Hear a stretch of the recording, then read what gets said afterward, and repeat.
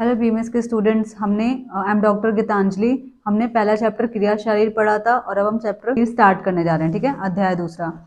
तो इसमें हम देखते हैं क्या क्या क्वेश्चंस इंपॉर्टेंट है। एक हम इसमें हमें देख लेते हैं कि क्या क्या हमें इसमें पढ़ना है। तो शारीर के बारे में हम डिफरेंस देखेंगे।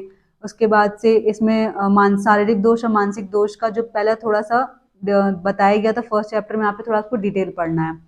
और लास्ट में पुरुष और पुरुष का वर्गीकरण और कुछ टेबल हैं। इतने से ही हमारा क्वेश्चन आता है एमसीक्यू, शॉर्ट और लॉन्ग। ठीक है, तो सबसे पहले हम स्टार्ट करते हैं शरीर। अब यहाँ पे क्वेश्चन आता होगा, जो भी बीएमएस में एडमिशन लिए उन्हें कंफ्यूजन होती होगी, शरीर और शारीर होता क्या है। दो टर्म दिए गए हैं। तो शरीर क्या होता है, जो नॉर्मल ह्यूमन बॉडी है उसे शरीर यहाँ भी वही कहते हैं। शारीर वर्ड से आपको ये समझना चाहिए कि जिस ग्रंथ में शरीर के बारे में बताया गया हो उसे हम शारीर कहते हैं। अब शारीर यहाँ पे दो तरीके के, एक क्रिया शारीर हो जाता है और एक रचना शारीर हो जाता है। तो जिस ग्रंथ में शरीर की क्रियाओं के बारे में बताया गया हो तो वो क्रिया शारीर हो जाता है, और जिस ग्रंथ में शरीर की रचनाओं के बारे में बताया जाता है वो रचना शारीर हो जाता है।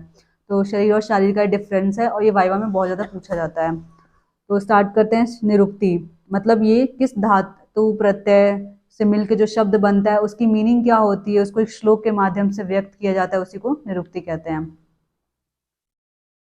तो यहाँ पे निरुक्ति में दो निरुक्ति आप कोई भी याद कर सकते हो, छोटा वाला ही याद कर लीजिए क्योंकि इसमें लिखने के लिए हमें याद नहीं रहता लंबा वाला। शरीरम श्रृणाते समना 13वां, इसने यास्क ने दिया हुआ है, ये रचना में भी आता है। इसका मतलब है हिंसार्थक श्री धातु तथा अशम विनाश अर्थ की शम धातु से शरीर शब्द बनता है। ठीक है, इतना आपको याद करना है। परिभाषा, ये श्लोक बहुत इंपॉर्टेंट है और आपको ये याद होना चाहिए। जैसे तत्र शरीरम नाम चेतना अधिष्ठान भूतम पंच महाभूत विकार समुदायात्मक संयोग वाई। ठीक है, ये शरीर की परिभाषा है। अर्थात जो चेतना का अधिष्ठान हो, कॉन्शियसनेस, हमने 11th में पढ़ा था कि हम लिविंग उससे कहेंगे जिसके अंदर कॉन्शियस हो। यहाँ पे भी सेम डेफिनेशन है। जिसके घटक पंच महाभूत के विकार से निर्मित हो और ये घटक समत्व की अवस्था में रहकर सहयोग से कार्य करते हो तो उसे हम शरीर कहते हैं। अब यहाँ पे एक वर्ड है, सॉरी,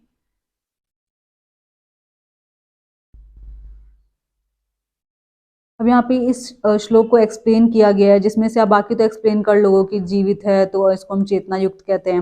लेकिन इसमें एक लाइन है कि पंचमहाभूत का विकार, यहाँ से क्वेश्चन आता है कि विकार का अर्थ है पंचमहाभूत से शरीर में स्थित सभी तत्व महाभूतों के संयोग से नहीं अपितु असंयोग संयुक्ति से उत्पन्न होते हैं। जैसे कि वात दोष में वायु महाभूत की अधिकता होती है, पित्त में अग्नि महाभूत की और कफ में जल महा, अब इन की अधिकता होती है तथा सभी दोषों में अन्य महाभूत की भी उपस्थिति होती है। कहने का मतलब है कि जितने भी कोई भी चीज पंच महाभूत से बना है लेकिन उसकी जो डोमिनेंसी होती है ना वो किसी एक की होती है, और वहीं उसी का कार्य के हिसाब से उसके हिसाब से उसका कार्य डिसाइड करते हैं। तो यहाँ पे विकार का अर्थ यही कहा गया कि इस प्रकार धातु और मलों में भी एक या दो महाभूतों की अधिकता होती है और अन्य की उपस्थिति होती है।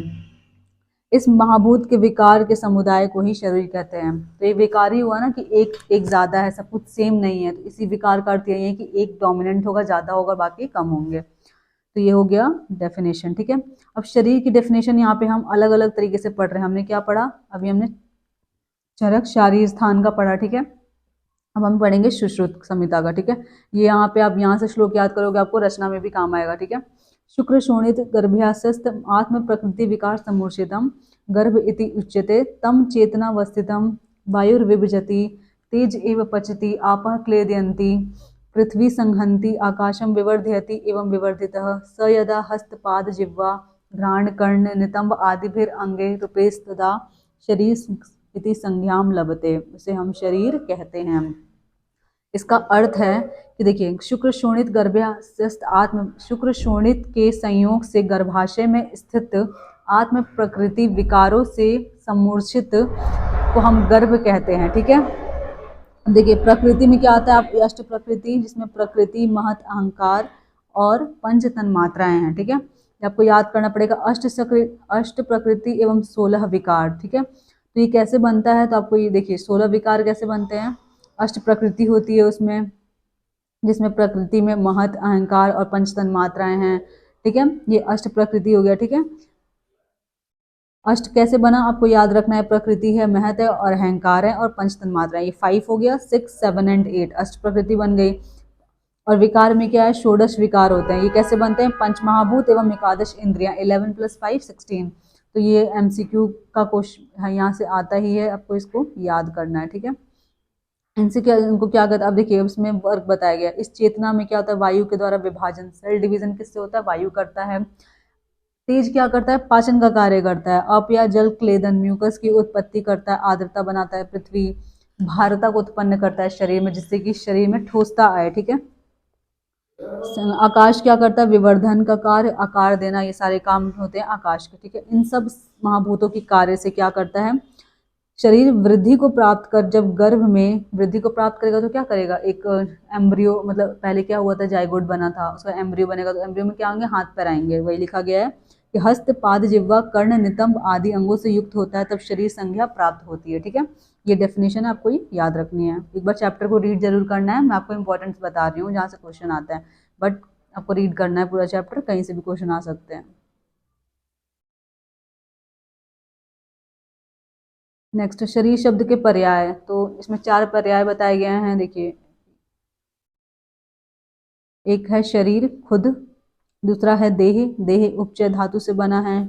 शरीर में देखिए दो, आपको बस ना इसको बार रीड करना है, और ये चीज याद रखना है कि शरीरते इति शरीरम, शरीरते हिनस्त आत्मानम इति शरीरम।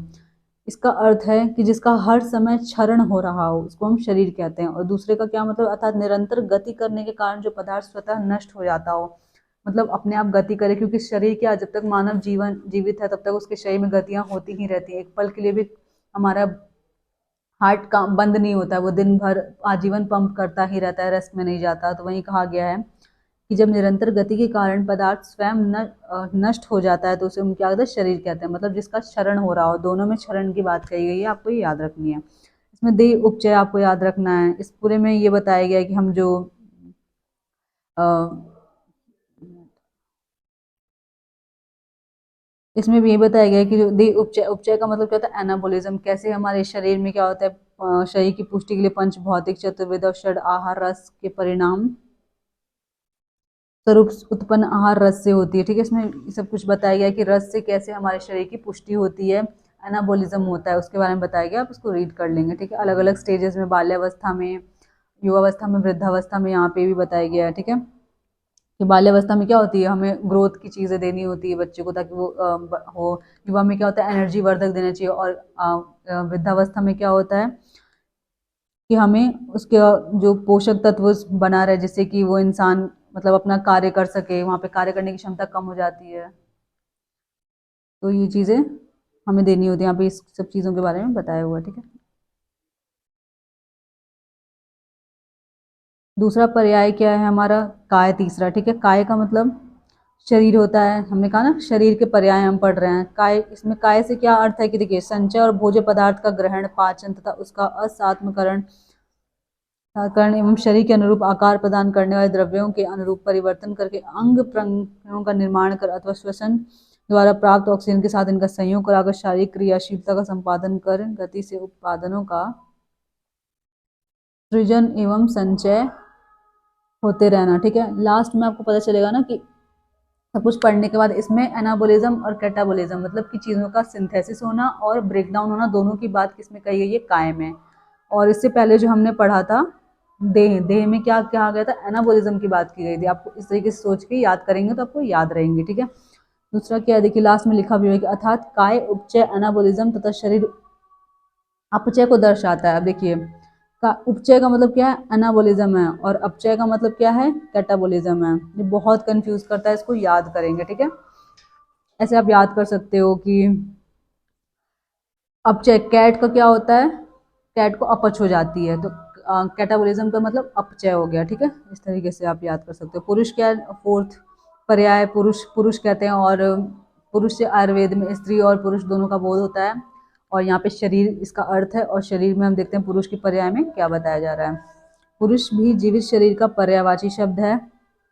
और ये आपको याद करना है, पुरी शरीर शेते निवसित इति पुरुषः, अर्थात जो शरीर में विद्यमान रहे उसे पुरुष कहते हैं। यहाँ पुरुष शब्द से आत्मा का बोध होता है। कहीं पे स्त्री पुरुष दोनों का बोध होगा, कहीं पे आत्मा का बोध होगा, तो डिपेंड करता है कहाँ पे आप पढ़ रहे हैं। क्योंकि इसके आत्मा के विद्यमान रहने से ही शरीर जीवित रहता है, उसी शरीर में चेतना रहती है। ठीक है, ये सब पढ़ना है। अब हम क्रिया देखेंगे। देखिए क्रिया क्या होती है। क्रिया की यहाँ पे डेफिनेशन बताई गई है। शरीर क्रिया दो शब्दों से मिलकर बना है, शरीर प्लस क्रिया।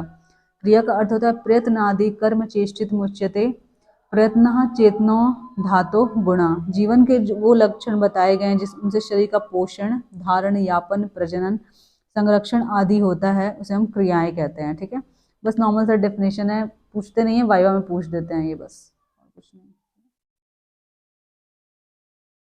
नेक्स्ट है, अब देखिए शरीर में देखिए कनाद ने, आप पदार्थ में पढ़ोगे कि कनाद मुनि थे, उन्होंने क्रिया का 5 तरह की क्रियाएं बताई गई। उत्क्षेपण, अवक्षेपण, आकुंचन, प्रसारण, गमन। ठीक है, ये 5 हैं। अब देखिए उत्क्षेपण का क्या होता है कि ऊपर से के देश संयोग के कारण भूत को,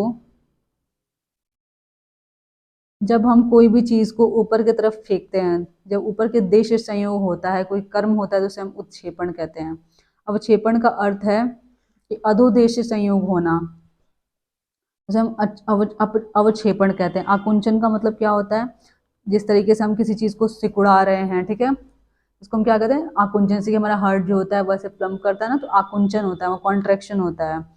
जैसे समीप देश, आकुंचन करके हम समीप आ रहे हैं अपने, ठीक है, इसलिए समीप लिखा हुआ, इसको आकुंचन कहते हैं। प्रसारण में क्या होता है कि दूर के देश संयोग के कारण भूत कर्म को प्रसारण कहते हैं, ऐसे बाहर किसी चीज को फेंकना। ठीक है, ये प्रसारण है।